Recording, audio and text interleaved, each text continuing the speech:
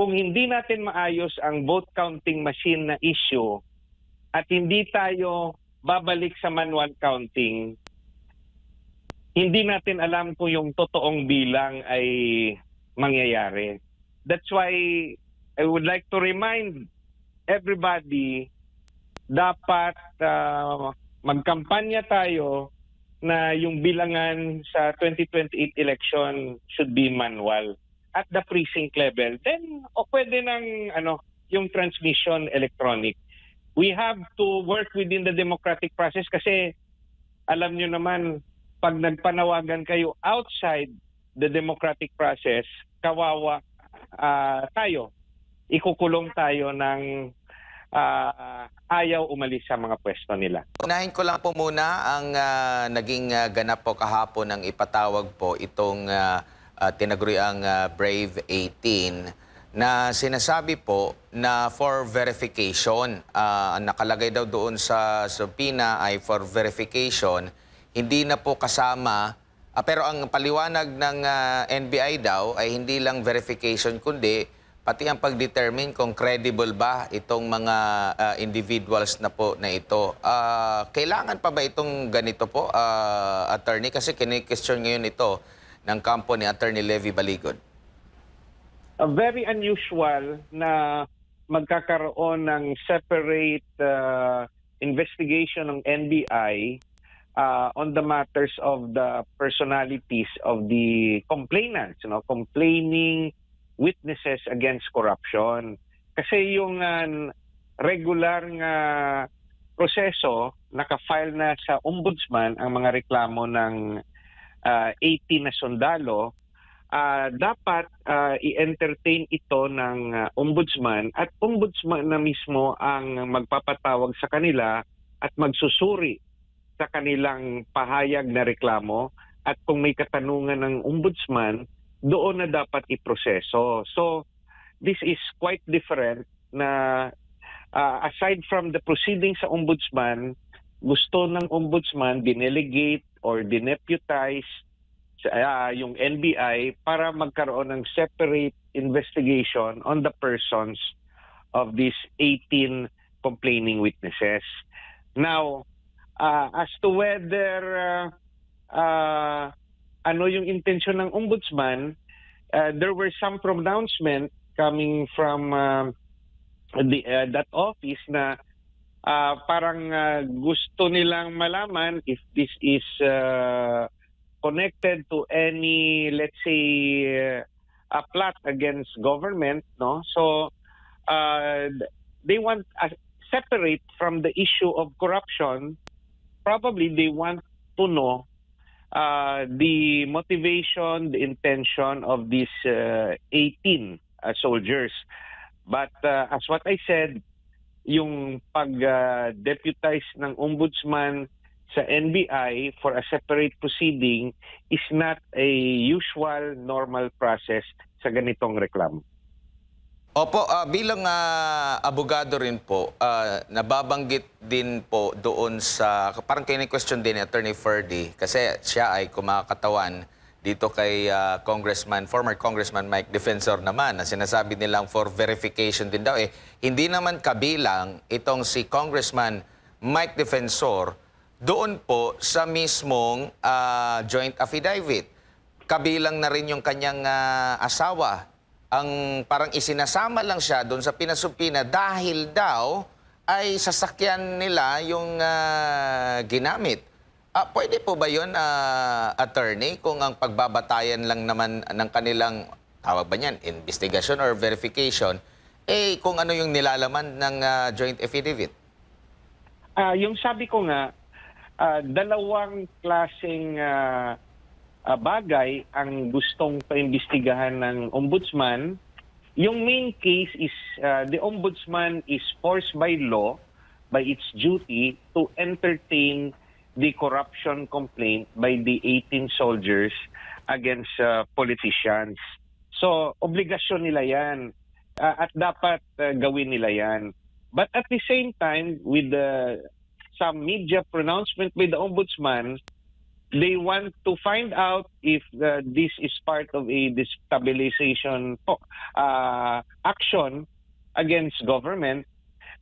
So that's why they are assigning it to the NBI to make that line of investigation. Now, yung mangyayari kasi, I've been a trial lawyer for a long time. Pag sinabi ng NBI, may findings kami na ito'y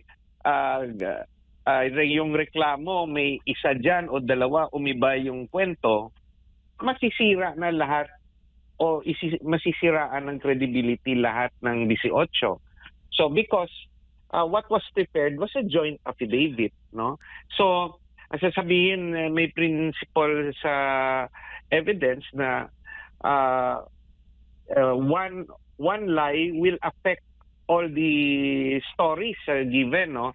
So yung solusyon diyan, aside from the joint affidavit kung saan it is a narration of events by the 18 sa kanilang perception or na experience sa nangyari sa kanila, I would strongly suggest to the lawyers of the 18, no, kay Attorney Baligod, to prepare individual affidavit para maklarify yung testimonya ng bawat isa. Pag ginawa nila yon, they will only be responsible to their individual affidavit, which will be their individual testimony. Kasi pag i-insist natin na joint affidavit, pag umiba yung istorya ng kahit isa, gagamitin yon para masira na yung testimonya ng lahat. Now, it's a technique sa trial practice. And at the same time, sayang yung pagkakataon kasi the Filipino people deserves to know the truth. Ano ba ang kwento sa likod ng maleta? At ito bakit hanggang ngayon lumabas dati si Gutesa at biglang nagtago, ngayon lumabas yung 18 soldiers, meron silang sinasabi, bakit ang tahimik, no, ni Zaldico at ng abogado ni Zaldico at hindi nila kinontra yung testimonya ng 18 soldiers? Kasi yung ini-implicate doon ng 18 soldiers si Zaldico at kung sinong iniutos na dalhan ng maleta. Bakit hindi kinontradict o sinabing sinungaling ni Zaldico yung 18? And habang tumatagal, lalong lumalakas yung bersyon ng 18 kasi hindi nga kinokontra ni Zaldico, who is directly linked to the testimonies of the 18. But I will repeat, ang lawyer o lawyers ng 18 soldiers must prepare at the earliest separate and individual affidavits to put into record their individual experience, perception, and participation in the whole incident, no, or series of incidents, para limited lang sila sa kanilang separate testimony. Attorney, magandang umaga, si Almar po ito. Sir, ano po yung masasabi niyo dun sa naging reaksyon po ng ating pamahalaan patungkol nga po dito sa paglutang ng tinaguriang Brave 18 na parang ang nangyayari tila sila na ngayon yung inuusig, sir? I don't agree sa reaksyon ng government kasi dapat nga magpasalamat sila. Dati nung lumabas si Gutesa, some politicians were saying dapat magtapang siya at pumunta ng DOJ o humarap siya sa proceedings, no? But nagtago for whatever reason, no? There are various scenarios given, but up to now, kung ako ako'y chairman ng Senate Blue Ribbon Committee, I would cause the issuance of an arrest warrant against Gutesa. para puwersahin siyang humarap sa Blue Ribbon Committee. Hindi nila ginawa. Bakit? Nakakapagtataka. So, with these 80 soldiers, dapat nga welcome ito sa ombudsman. Dahil, yung opisina ng ombudsman must be independent from all other branches of government. It is a constitutional office. Wala siya dapat kinikilingan. That's the role of the ombudsman. Kahit kaibigan pa ng sitting ombudsman, Remulla, si Pangulong Marcos, nung tinanggap niya ang kaniyang pwesto bilang ombudsman, dapat impartial ang kaniyang opisina. At hindi lang sa gawa, pati rin sa perception ng tao. Kaya minsan nakikita natin sa media, kasama si Ombudsman Remulla sa Department of Justice Secretary o sa NBI Chief, dapat hindi ginagawa ng ombudsman yan. There should be no appearance na coordinated yung action because the ombudsman is a body that could investigate the DOJ secretary, is a authority that could investigate the NBI chief for any malfeasance, no, or negligence, or any criminal activity or corruption. The ombudsman should not be a sociable person. He should be in his office, and he could give formal interviews, but hindi yung interviews na parang DOJ secretary ka pa rin. Iba na yung trabaho ng ombudsman kasi ang ombudsman pwede niyang imbestigahan lahat ng kawani ng gobyerno, including the president. Attorney, yung mga nangyayari ngayon, mga ating mga kababayan ay nakatutok. Kahit nga yung mga ordinaryong mga Pilipino, nagigets yung kung saan patungo itong yung mga nangyayari. Kasi nga, nabanggit mo kanina, yung sa Senado, hindi pa nagpapatawag ng investigasyon. Yung ombudsman, hindi pa pinapatawag yung mga nabanggit na mga pangalan nabanggit na pangalan sa affidavit ng Brave 18. Sa tingin po ninyo, Attorney, meron itong kumpas sa yung mga nangyayari, may kumpas ng dito nga sa mga sabihin na nating mastermind sa tunay na pagnanakaw sa pera ng taong bayan, Attorney? Yung nangyayari kay Gutesa, it is an example. Kunwari isabpina. Di kung hindi siya pumunta, di ipahuli. Dapat na yan. May arrest order na yan si Gutesa para malaman natin yung katotohanan. Sino nagsasabi ng katotohanan? Kasi siya yung lumagda ng isang affidavit na instead of the Senate looking at the content of the affidavit, yung tinutukan nila yung pagnotaryo sa affidavit. Pwede naman yung kung gusto sana nila, sana pinatawag nila sa Senado pati yung notaryo. Bakit nyo ibibigay doon sa RTC judge for review, which is also an administrative process. But precisely, yung Senate investigation is not part of judicial work. It is a independent process wherein it is done in aid of legislation. So, may karapatan at kapangyarihan ang Senado na pilitin kahit yung West ng RTC o kahit si Gutesa, nandun rin si Senator Marcoleta, hindi sagutin niya kasi siya, kasama siya dyan nasa Senado siya. So, what is the important thing to do is to find out the truth. Hindi yung sisirain mo lang yung credibility ng witness then kakalimutan mo na yung sinabi niya. Because more important than issues of let's say the process, whether it was followed or not, that can be corrected. Yung let's say inadvertence in the process, but we don't want to destroy the opportunity to find out the truth because masyadong malaki ang korupsyon na ina-allege na nangyari, no? At itinuturo ni Gutesa at ng 18 soldiers. Remember, yung makakasagot nito si Zaldico, but he's not with us. Nandun sa ibang bansa at hinahanap ba natin o hindi? At yung abogado, biglang tumahimik ngayon. Yung abogado ni Zaldico, dati nung unang lumabas yan, nagbibigay pa ng opinion. But sa ngayon, nung paglabas ng 18, why don't you interview him? I think dati siya ba naghanap sa inyo? Hanapin niyo siya ngayon.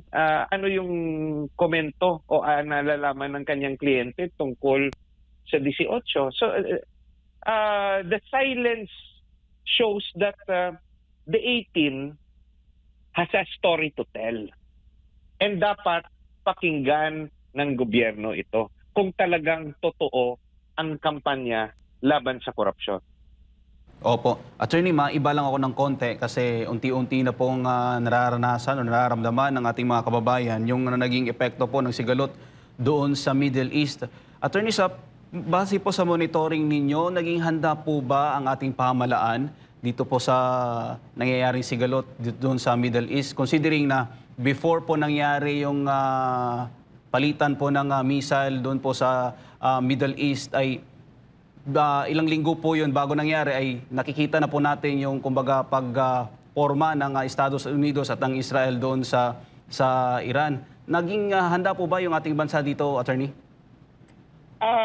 Sa tingin ko hindi yung paghahanda natin yung regular na paghahanda na meron tayong stocks ng oil for 60 days. Yun lang. But to make arrangements, for example, na in the event of war sa Iran at hindi makalabas yung mga oil sa Iran o sa Middle East, saan yung alternative source of oil natin, no? So kasi stock up yung 20% of oil let's say export sa Strait of Hormuz, yung sinasabi na yan yung dinadaanan ng 20% of oil sa mundo. Ilang porsyento yung kinukuha naman ng Pilipinas sa Middle East.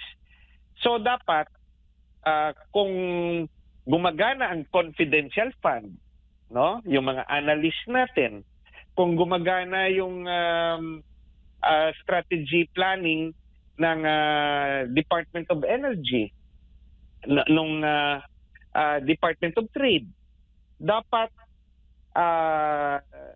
napag-usapan na nila na in the event of war at let's say wala nang makaka-pass through sa Strait of Hormuz, saan tayo bibili ng oil? O dapat nakikipag-usap na tayo sa Russia way ahead. Nakikipag-usap na tayo sa ibang bansa kung ayaw natin sa Russia dahil pinagbabawal ng Estados Unidos. Or ito, yung pinakasagot. Binabawalan tayo ng Estados Unidos na kumuha ng oil sa Russia. Dapat kumuha tayo ng guarantee sa Estados Unidos na sila yung mag-supply sa atin ng oil. Especially na meron na silang special arrangement with Venezuela. The United States is also a oil-producing country. Kaso yung stockpile ng US, masyadong mahaba. Baka 1 taon, 2 taon. Tayo, 60 days lang. We should talk to the United States na kayo po yung nagbabawal na makikipag-dealing kami sa Russia, pero can you guarantee us oil? Yun dapat yung ginagawa ng ating gobyerno. Yung tanong, ginawa ba nila? O sasabihin nila na it was taken up but there is no resolution yet. So, yan yung sa tingin natin na nangyari. Opo, Attorney, kaya ko po naitanong kasi parang nagiging malinaw yung naunang sinabi or pahayag ng ating ikalawang Pangulo na nung unang mga araw ng administrasyon ay may mga meetings pa, pero nung kalaunan ay nawala yung mga meetings at yun nga yung nangyari ngayon. Hindi natin nakikita na mayroong ginagawa ang Marcos administration. In fact, may mga local government units na may mga kanya-kanya na silang ginagawa para nga maibsan kahit papaano yung epekto ng pagtaas ng presyo ng mga oil products po, Attorney. Yung mga ginagawa nila ngayon, that is just reactions, no? Probably they will lower the taxes, yung excise tax, yung VAT, they will lower that, but it will not solve the main problem na saan tayo kukuha ng supply. Pinapababa niyo yung presyo because old stocks yan. Dapat hindi nga umakyat yan eh. Pero yung tanong, may guaranteed supplier of oil ba tayo? Hanggang ngayon ba takot tayo makipag-deal sa Russia na umangkat ng oil dahil pinagbabawalan ng Estados Unidos? Di ba maraming Pilipino rin na nagsasabi na ayaw natin maging tuta ng ibang bansa? Inaaway nga yung China na sinasabing may mga politiko tayong tuta ng China. Yung tanong, okay lang ba sa kanila na tuta tayo ng ibang mga bansa? So, there could not be any selective politicking. Dapat pantay-pantay ang pag-manage natin ng sitwasyon. Dapat we should have maintained an independent foreign policy wherein the national interests of the Philippines should be paramount. Just like what the United States is doing. Sabi ni Trump, America first. Pero dahil America first, kawawa yung buong mundo. So, mag-aantay na lang ba tayo kung anong magiging desisyon ng Amerika? Or tayo ring mga Pilipino magsasabi, Philippine first. Kaya kung Amerika, hihingi kami ng tulong sa inyo ng oil supply. Kung hindi kayo makapagtulong, huwag nyo kaming awayin kung hihingi kami ng tulong sa Russia. Dapat ganun yung gagawin natin. Pag hindi natin ginawa yan, talagang kawawa ang mga Pilipino. Mag-antay lang tayo ng abuloy. Nasanay naman yung mga politiko natin na yung kanilang politika ay ayuda politics. At hindi ba nararamdaman ng mga Pilipino na ayaw nila, no, ng mga trapo, ng mga traditional politicians, ayaw nila gumanda ang buhay natin? Kasi pag gumanda ang buhay natin, magkakaroon tayo ng sariling isip kung sino yung susuportahan nating mga leaders tuwing eleksyon. Kaya gusto ng maraming mga politiko na lagi tayong nakahingi sa kanila ng tulong para may utang na loob tayo. And that mistake continues to happen. Tignan nyo tada eleksyon. Although the Filipinos are complaining of the management of our politicos, but they keep on electing or re-electing the same politicians. Sino may mali? Di tayo rin. Opo. Attorney, dako naman po tayo doon sa isang taon na po ang lumipas, magmula na po, after po nung illegal nga po na inaresto si dating Pangulong Rodrigo Duterte. Ano po masasabi po ninyo dito, Attorney? Supreme Court, Korte Suprema, end it. End the division of the Filipinos. May mga matatalinong Pinklawan, may matatalinong Dilawan, may mga matalinong DDS, may mga matalinong PBBM supporters. But the Supreme Court has to put an end to that particular issue, whether or not the arrest of former President Duterte and bringing him to The Hague without passing through local court is in order or in accordance with the Philippine Constitution. Did it follow the basic human rights of Tatay Digong, the right to due process? Ganun lang ba ang buhay ng Pilipino? pwedeng ibigay sa mga dayuhan para doon litisin. Po, sir, ano naman po masasabi ninyo dito na parang tila mas importante pa sa palasyo yung issue ng EJK kumpara doon sa karapatan ng ating kababayan na isang Pilipino na nandun sa isang bansa, dayuhang bansa po, attorney? Personally, no, all I can say, no, yung issue na sinasabi nilang EJK, there is no national policy, no, during the time of President Duterte na naging polisiya niya pang-nasyonal na patayin ang mga drug pusher o drug addict. There is no such national policy on his part. Hindi rin natin mapagkakaila that there were deaths that happened. There were killings that happened. There were assassinations that happened. But hindi natin maituturo kung sino yung pumapatay at kung may involvement ba yung gobyerno. Now, why do I say this? No. Nung panahon ni dating Pangulong Duterte, nung administrasyon niya, yung ating mga BJMP, Bureau of Jail Management Penology, na mga prisons, puno, mga 70 to 80%, no? I may be wrong, no? But my estimate is 70 to 80% of our jails drug-related. May relasyon sa illegal drugs. Punong-puno yung mga kulungan. Buhay naman yung mga taong yan eh. Kasi it is a national policy na patayin ang drug pusher at drug addict. Dapat hindi yan kinulong. Dapat patay yung mga bilanggo na yan. There would have been mass killings, but there was none because the killings cannot be attributed to a national order by President Duterte.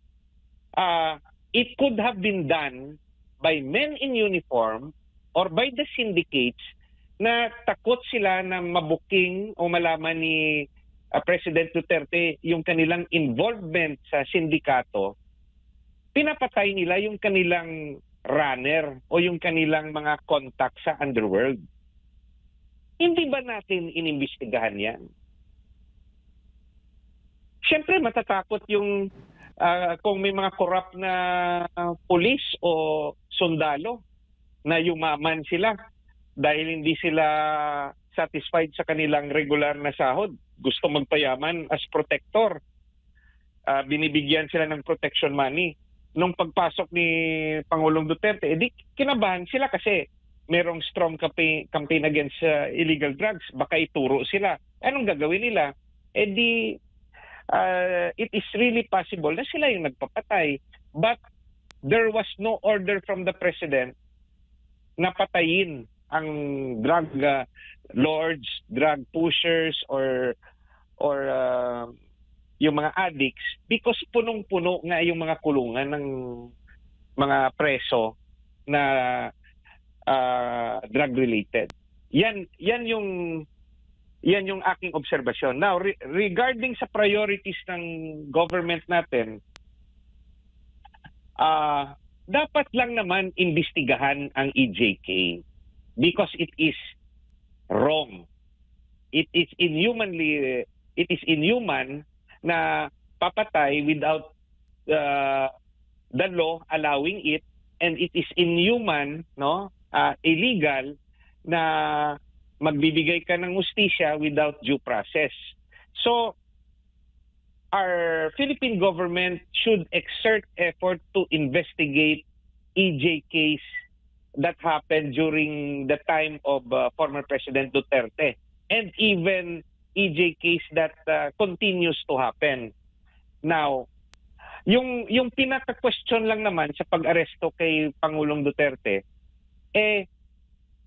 bakit hindi dito sa Pilipinas pinailan ng kaso at bakit hindi dito ilitis si Pangulong Duterte sa harap ng mga Pilipino?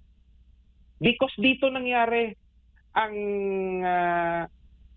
mga EJKs at kung siya'y tinuturo na mastermind, dito siya litisin sa ating sariling bansa.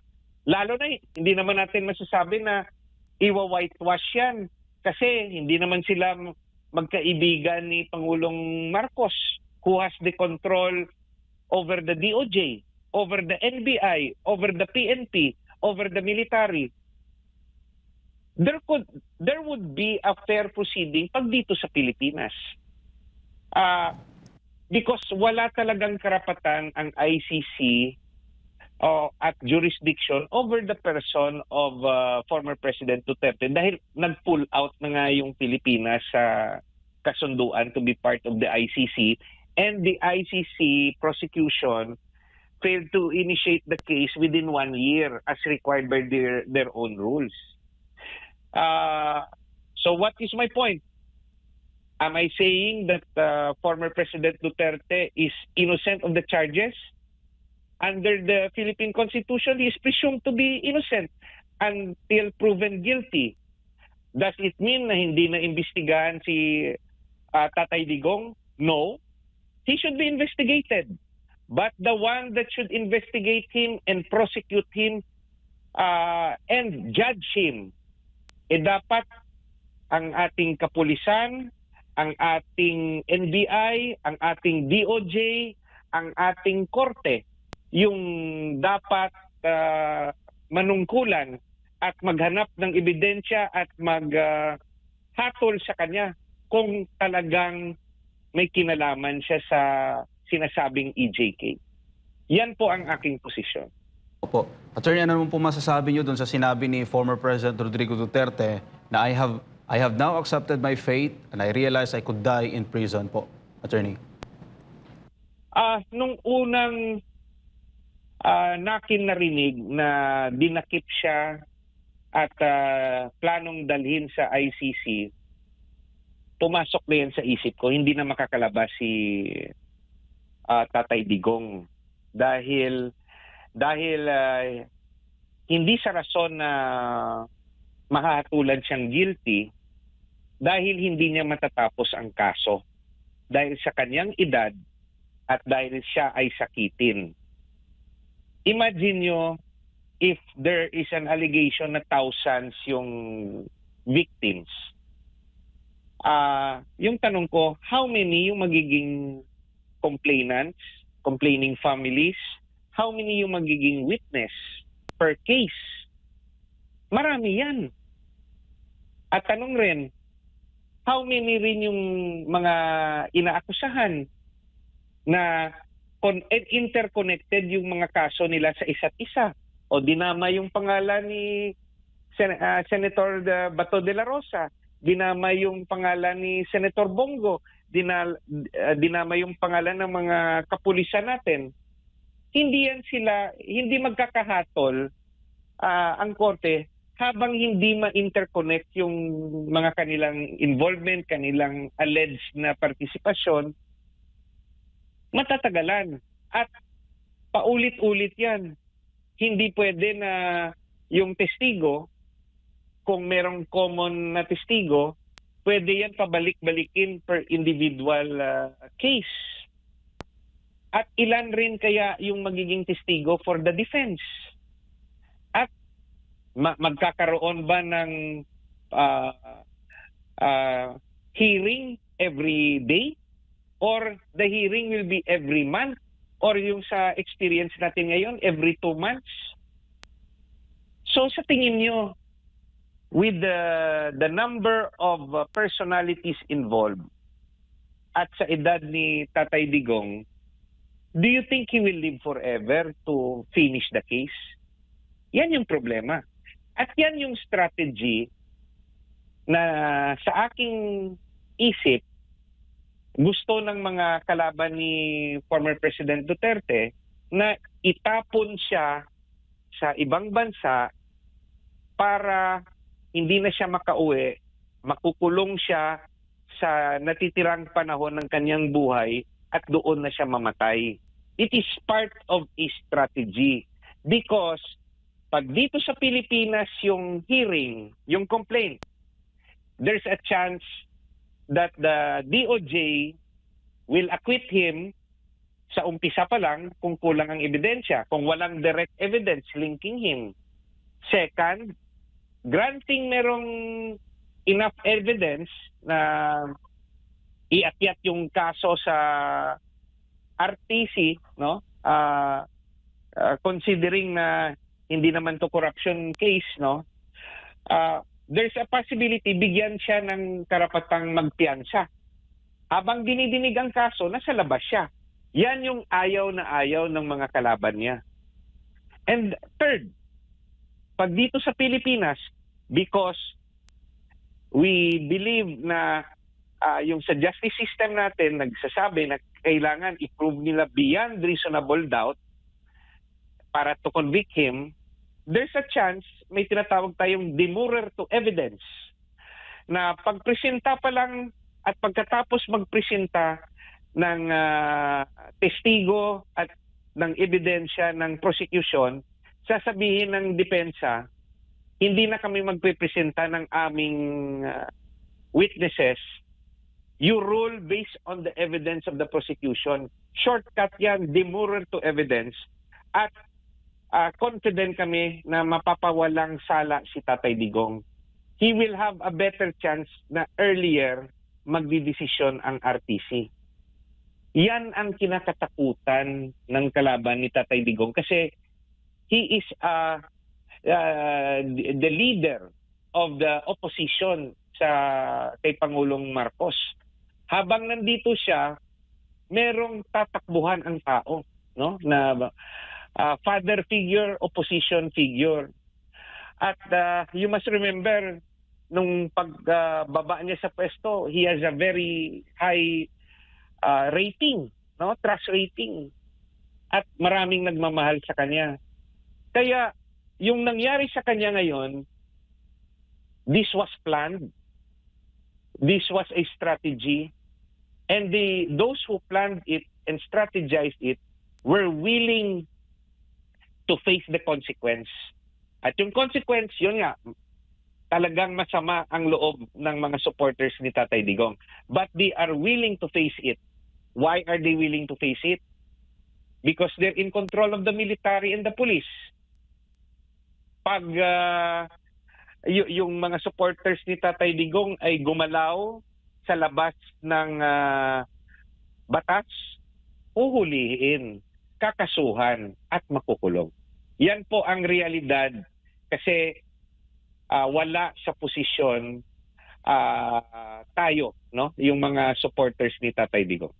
Opo, at least malinaw po dyan sa issue na yan, attorney. Pero balikan ko lang po yung sa issue po ng petrolyo kasi isa po sa mga produkto na posible po magmahal ay yung bigas. Yun po yung sinabi po ng Department of Agriculture. Sa tingin po ninyo, attorney, magiging mas mahirap pa po yung buhay ng ordinaryong Pilipino sa mga susunod na araw po, attorney?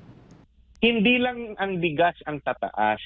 You must remember that goods, yung mga pagkain, mga produkto, mga Grab taxi, yung mga taxi, Grab delivery, Food Panda, lahat gumagamit ng gasolina, no, ng oil. Pag tumaas yan, ipapass on nila yan sa consumers. Yung mga traders, the traders will be forced to increase the prices kasi may transport cost. It does not mean na yung mga farmers ay kikita ng malaki. Sa ngayon po, before the oil crisis, kawawa yung farmers natin. Binibili sa kanila ng traders yung kanilang mga produkto ng mura. Yung farmers kawawa. Kahit tumaas yung presyo ng mga bilihin sa merkado, yung farmers natin pa rin hindi yayaman. Kasi yung mayaman, whether in normal times and in abnormal times such as today, mga traders, and government is not doing anything to cure that reality. Bakit? Kasi kung may corruption, dumadaan rin yan sa traders. Sino ba hindi naman yung corruption manggagaling na kukunin mo yung pera sa government funds. That's not how corruption happens. It will come from the private sector. How? Bigyan mo ng pabor yung private sector na ng permit, bigyan mo ng license o may arrangement kayo, di bibigyan ng private sector ng pera yung taga-gobyerno, pera na hindi galing sa kaban ng bayan. Kaya yung mga ibang politiko, nilalagay nila sa utak nila, malinis yung konsensya namin. Hindi kami nagnanakaw sa kaban ng bayan. Tama yon. Pero tama ba ginagawa nila pag tumatanggap sila ng pera sa private sector? Corruption pa rin yun. Yun yung nailagay na sa utak ng mga politiko kasi nga hindi ako nagnanakaw kasi yung pera nga nasa treasury, hindi ko yan kinukuha. Yung nagbibigay sa kanila ng pera, middleman, traders, contractors. Opo. Magising na ang Pilipino. Niloloko lang tayo. But kasalanan rin natin. Binoboto nyo pa rin eh. Pabalik-balik yung mga pangalan ng binoboto nyo eh. Ba't hindi nyo nilagay dyan Attorney Hinlo? Attorney Torion, Pastor Kibuloy, Jimmy Bondok, Vic Rodriguez, Attorney Lambino, o Philip Salvador. Yan yung yan yung reality natin. Paulit-ulit, meron diyang mga personality, pasikat lang. No to corruption, no corruption. Pero tanungin nyo, anong plano nyo sa ekonomiya ng bansa? Mag-aaral pa. Opo. Attorney, siguro pang huling mensahe nyo na lang po sa ating mga kababayan na nanonood dito sa ating programa, Attorney. Binabalik ko every time I guest, no, na nagiging guest ako sa SMNI, yung democratic process natin nagtuturo sa atin sa 2028 election. Kahit popular ang ating pambato o magiging pambato at yung magiging mga senador niya, kung hindi natin maayos ang vote counting machine na issue at hindi tayo babalik sa manual counting, hindi natin alam kung yung totoong bilang ay mangyayari. That's why I would like to remind everybody, dapat magkampanya tayo na yung bilangan sa 2028 election should be manual at the precinct level. Then pwede ng yung transmission electronic. We have to work within the democratic process kasi alam nyo naman, pag nagpanawagan kayo outside the democratic process, kawawa tayo. Ikukulong tayo ng ayaw umalis sa mga pwesto nila. Salamat po.